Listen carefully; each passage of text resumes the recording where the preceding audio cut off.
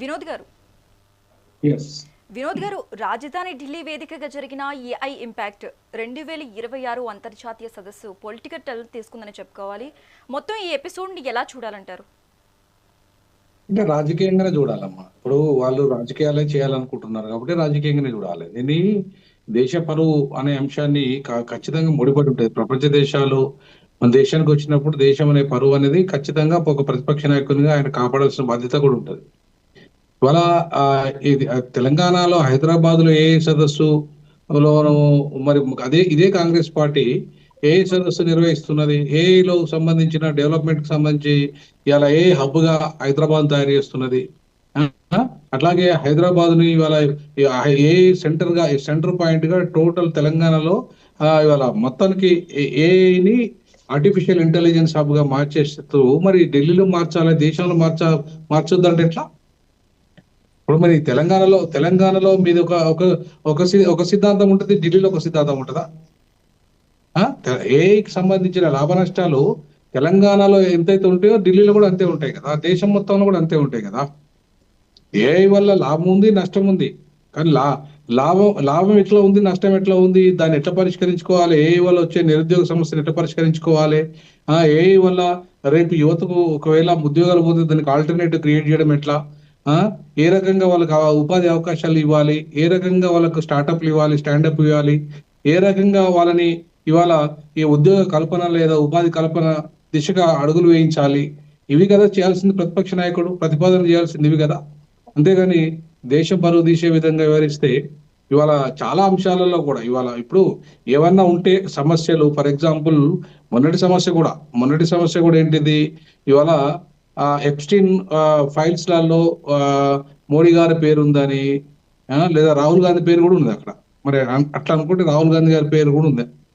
So మరి Epstein files అనే దాన్ని అదొక ఏంటంటే దాని ప్రపంచంలో ఉన్న దేశాలను కంట్రోల్లో పెట్టుకోవడానికి ఒక ఒక నాటకం ఆడుతుంది ట్రంప్. ఇవాళ ఆ ట్రంప్ రాజకీయాలకు మనం బలిద్దామా, లేకుంటే ఈ దేశాన్ని బలి చేద్దామా, లేదంటే ఈ దేశాన్ని బలోపేతం చేయడానికి దానికి ఒక ప్రత్యామ్నాయ మార్గాన్ని ఎంచుకుందామా? మనకు ఆల్రెడీ అంతర్జాతీయ విధానాలు ఉన్నాయి. అంతర్జాతీయ విధానాల ప్రకారంగా మనం ఏ రకంగా ముందుకెళ్దామనే అంశాలను మాట్లాడుకోకుండా ఇవాళ ఒక ప్రతిపక్ష నాయకుడు కన్స్ట్రక్టివ్ గా ఉండాలి, కానీ టోటల్ గా కంప్లీట్ గా దేశం పరువు తీసే విధంగా మాట్లాడము, లేదంటే ఇవాళ ప్రతి అంశాన్ని అంటే నేను ఆయన మాట్లాడే దాంట్లో పూర్తిగా చెడ్డగానే ఉన్నది, లేదంటే దేశం పరువు తీసే విధంగానే ఉంది అనట్లేదు. కొన్ని అంశాలని దేశం పరువు తీసే అంశాలని నేను వ్యతిరేకిస్తున్నాను. కానీ దేశం అంటే మట్టి కాదు, దేశం అంటే మనుషులు కూడా అనే విషయాన్ని కూడా మనం అర్థం చేసుకోవాలి. ఇవాళ ఏఐ వల్ల మొత్తం ప్రజలకేం మేలు జరుగుతుంది, యువతకేం మేలు జరుగుతుంది అనే అంశాలు చాలా ఉన్నాయి. ఇప్పుడు ఏ టెక్నాలజీ వచ్చిన తర్వాత ఇవాళ ప్రతి అంశాన్ని ఒకప్పుడు గంటల తరబడి ఏమన్నా మనము ఆన్లైన్ టైప్ చేయాలన్నా కూడా ఇవాళ ఇబ్బంది అయ్యేది. అంటే ఇవాళ క్షణాలలో మనం ఏ ద్వారా ప్రపంచ జ్ఞానాన్ని కూడా కనుక్కోగలుగుతున్నాం. ఇవాళ ఏ టెక్నాలజీ వచ్చిన తర్వాత మనకు ఆపరేషన్స్ కానీ, గుండె ఆపరేషన్స్ కానీ, లేదంటే మన ఏ మనిషికి సంబంధించి ఏ రోగమైనా సరే ఏ ద్వారా ఆ టెక్నాలజీని యూజ్ చేసి ఇవాళ అద్భుతంగా సైన్స్ ను, టెక్నాలజీని, మెడికల్ దాన్ని, లేదంటే ప్రతి రంగాన్ని ఇవాళ ఏ ప్రభావితం చేస్తుంది. సో అట్లాంటి ప్రతి రంగాన్ని ప్రభావితం చేస్తున్న ఏఐటి పాజిటివ్ ఎట్లా తీసుకోవాలి, నెగిటివ్ అంశాలు కూడా ఏఐలో ఉన్నాయి. సో ఏఐ ఎట్లా పర్సనల్ లిబర్టీని ఎట్లా వైలేట్ చేస్తున్నది, ఏఐ వల్ల మొత్తం వ్యక్తిగత జీవితం ఎట్లా రోడ్ పాలవుతుంది, అట్లాగే దాన్ని ఎట్లా కాపాడుకోవాలి, ఏఐకి మొత్తం లీగల్ అండ్ కాన్స్టిట్యూషనల్ ఫ్రేమ్వర్క్ ఎట్లా చేయాలి, మొరాలిటీ అనేది ఎట్లా ఉండాలి, ఏఐని మనం పాజిటివ్ గా వాడితే పాజిటివ్ గా ఉంటుంది, లేదంటే నెగిటివ్ గా వాడితే నెగిటివ్ వస్తుంది రిజల్ట్స్. సో కాబట్టి ఇవాళ భారతదేశ సాంప్రదాయాల ప్రకారంగా, భారతదేశంలో ఉన్న విలువల ప్రకారంగా, భారతదేశంలో ఇవాళ ఉన్న ఈ కుల వ్యవస్థ, ఈ దాంట్లో కూడా ఏఐలో కూడా కుల వివక్షత ఉందనేది ఈ మధ్య కాలంలో సైంటిస్టులు కూడా దాని మీద చర్చ జరుగుతున్నారు. ఏఐ కొన్ని వర్గాలకే పరిమితమై లాంగ్వేజ్ వాడుతున్నది, మిగతా వర్గాలకు సంబంధించి దాంట్లో లేదు, దాంట్లో వాళ్ళకి బెనిఫిట్ అయ్యే విధంగా లేదు. ఏ లాంగ్వేజ్ కూడా ఇవాళ వాళ్ళు కొన్ని వర్గాలు అంటే డామినేట్ చేస్తున్నాయి, ఇక వాళ్ళ ప్రయోజనాలు కాపాడుతున్న అంశాన్ని కూడా ఇవాళ పరిశీలన చేయాలి. అట్లాంటి అంశాలు మాట్లాడి అట్లాంటి విధానాలు ఏమైనా ఉంటే దాన్ని సరి చేయాలి కాదు. కానీ ఇలా అసమానతలు క్రియేట్ చేస్తున్న ఏ వల్ల ఎట్లా సమానత్వాన్ని తీసుకురావాలి, లేదంటే నిరుద్యోగ సమస్యను క్రియేట్ చేస్తున్న ఏఐ వల్ల ఏ రకంగా ఉద్యోగ కల్పన దిశగా ఉండాలి, ఇట్లాంటి పాజిటివ్ అంశాలను చాలా వరకు ఇక ప్రతిపక్ష నాయకుడు కన్స్ట్రక్టివ్ క్రిటిసిజం చేస్తే తప్పలేదు. కానీ మొత్తం పొద్దస్తమాన క్రిటిసిజం చేస్తే ఎట్లా? అంటే దేశం పరువు ఏం కావాలి, దేశ ప్రజల ప్రయోజనాలు ఏం కావాలి? దేశం అంటే ఇవాళ కేవలము ఒక బీజేపీ కాదు కదా దేశం అంటే. దేశం అంటే మొత్తం అన్ని ప్రతిపక్ష పార్టీలు ప్రజాస్వామ్యంలో ఒక బీజేపీ పార్టీ అధికారంలో ఉన్నది మాత్రాన మొత్తం బీజేపీ దేశం కాదు, దేశమే బీజేపీ కాదు కదా. కాబట్టి ఇవాళ ఒక పార్టీని టార్గెట్ చేయడానికి నువ్వు దేశం పరువును తీస్తానంటే ఎట్లా? దేశ ప్రయోజనాలు దెబ్బతీసే విధంగా మాట్లాడుతున్నట్టు ఎట్లా? సో కాబట్టి ఇవాళ అధికార పక్షమైన ప్రతిపక్షమైన ప్రజాస్వామ్యాన్ని పరిరక్షించే విధంగా, ప్రజాస్వామిక విలువల్ని పరిరక్షించే విధంగా, అట్లాగే పార్లమెంట్ యొక్క విలువల్ని, పార్లమెంటు ఈ దేశం 140 కోట్ల దేశం ప్రజాస్వామ్యంలో ప్రపంచంలోనే అత్యధికంగా అంటే ప్రపంచంలో అతిపెద్ద ప్రజాస్వామ్య దేశము. ఇలా ప్రపంచం అంతా చూస్తున్నది మనల్ని. ఇలా సోషల్ మీడియా వచ్చిన తర్వాత, వచ్చిన తర్వాత ప్రతి అంశాన్ని కూడా ఇవాళ క్షణాలలో బయటికి పోతే ప్రపంచం మొత్తం తెలిసిపోతున్న విషయంలో మనం చాలా జాగ్రత్తగా ఉండాల్సిన అవసరం ఉంటుంది. మరి అట్లా ఉండకుండా ఇలా అధికార పార్టీని కంప్లీట్ గా టార్గెట్ చేస్తా బీజేపీని అంటే కుదరదు. లేదంటే ప్రతిపక్షాన్ని నిర్లక్ష్యం చేసేసి మొన్న ప్రతిపక్ష నాయకుని 3వ వరుసలో కూర్చోబెట్టడం ఏంటండి? స్వతంత్ర దినోత్సవం రోజు 3వ వరుసలో కూర్చోబెడతారా ఎవరన్నా? ప్రతిపక్ష నాయకుడు 1వ వరుసలో వస్తాడా, 3వ వరుసలో పోతాడా? అంటే వీళ్ళ కావాలని ప్రతిపక్ష నాయకుడిని ఇవాళ మరీ విలువలేని పరిస్థితి క్రియేట్ చేస్తే ఎట్లా? వీళ్ళు కూడా అధికార పార్టీ కూడా ప్రతి అంశంలో ప్రతిపక్ష నాయకునికి ఇవ్వాల్సిన గౌరవం ఇవ్వాలి. ఎందుకంటే ప్రతిపక్షం లేకుండా ప్రజాపక్షం ఉండదు, అధికార పక్షం ఉండదు. అధికార పక్షము ఉన్నది మాత్రమే ప్రతిపక్షం ఉండకుండా ఉండదు అనేది ప్రజాస్వామ్య నియంతృత్వం అవుతుంది. కాబట్టి ఇవాళ నియంతృత్వ విధానాల వైపు వెళ్లకుండా మోడీ గారు ప్రతిపక్షాలను గౌరవిస్తూ నిజంగా ప్రజాస్వామిక విలువల్ని కాపాడుతూ ఇవాళ ఆయన ముందుకెళ్లాల్సిన అవసరం ఉంది. అట్లాగే ఇవాళ కాంగ్రెస్ పార్టీకి తెలంగాణలో లేదంటే కర్ణాటకలో ఒక విధానము ఏఐ పట్ల, లేదా ఢిల్లీలో ఒక విధానం ఉండదు.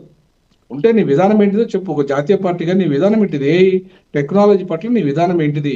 ఆ విధానంలో నువ్వు ఏ రకంగా భారతదేశంలో రేపు ప్రధానమంత్రి అయితే, లేదంటే నీ దేశం లేకపోతే నీ కాంగ్రెస్ పార్టీ అధికారంలోకి వస్తే ఏని ఏ రకంగా ఇంప్లిమెంట్ చేస్తుంది, ఏ రకమైన లీగల్ ఫ్రేమ్వర్క్ ను తయారు చేస్తుంది, ఏ రకంగా మోరల్ ఫ్రేమ్వర్క్ ను తయారు చేస్తుంది. ఏ వల్ల నష్టం జరిగితే దాన్ని ఎట్లా పూడుస్తుంది, ఏ లాభాలు వస్తే దేశంలో ఏ రకంగా లాభాలను పంచాలి, ఏ రకంగా అన్ని వర్గాలకు ఉపయోగపడే విధంగా తయారు చేయాలి. ఇవన్నిటినీ మనం చర్చించుకోకుండా వీటన్నిటిని గురించి ఢిల్లీలో ఒకటి విధానము, నీకు తెలంగాణలో ఒకటి, బెంగళూరులో ఒక విధానం ఉంటుందంటే నడవదు. నీకు విధానం ఒకటే ఉండాలి. కాంగ్రెస్కు ఒక విధానం అంటూ ఉండాలి. అదేంటి? నీ విధానం ఏఐ పట్ల ఏంటిది స్పష్టంగా ఉండాలి. ఉన్నప్పుడు మాత్రమే కరెక్ట్గా ఉంటుంది. ఒక రాష్ట్రానికి ఒక విధానము, దేశంలో ఒక విధానము, నీది ఒక విధానం అంటూ ఉండదు. కాంగ్రెస్ పార్టీ నష్టం జరుగుతుంది ఎక్కడ అంటే, ఇవాళ ప్రతి రాష్ట్రంలో ఓడిపోవడానికి కారణం ఏంటంటే ఇవాళ వాళ్ళకంటూ ఒక విధానం లేకపోవడం. వాళ్ళకంటూ ఇలా ఇంత ఇంక్లూజివ్ జస్టిస్ వైపు బీజేపీ వెళ్తుంది. బీజేపీ ఒక పార్టీ మద్దతు పార్టీని ముద్ర ఉన్నప్పటికీ కూడా ఇలా ప్రతి సామాన్యుని కూడా అవకాశాలు ఇస్తున్నది ఆ పార్టీ. ప్రతి సామాన్య కులానికి, చిన్న కులానికి కూడా, ఎక్కడో మూలకున్న కళాకారునికి పద్మశ్రీలు ఇస్తుంది. ఎక్కడో మాధకృష్ణ లాంటి ఏదో మాదిక సామాజిక వర్గంలో ఒక ఉద్యమకారునికి కూడా పద్మశ్రీ ఇచ్చింది.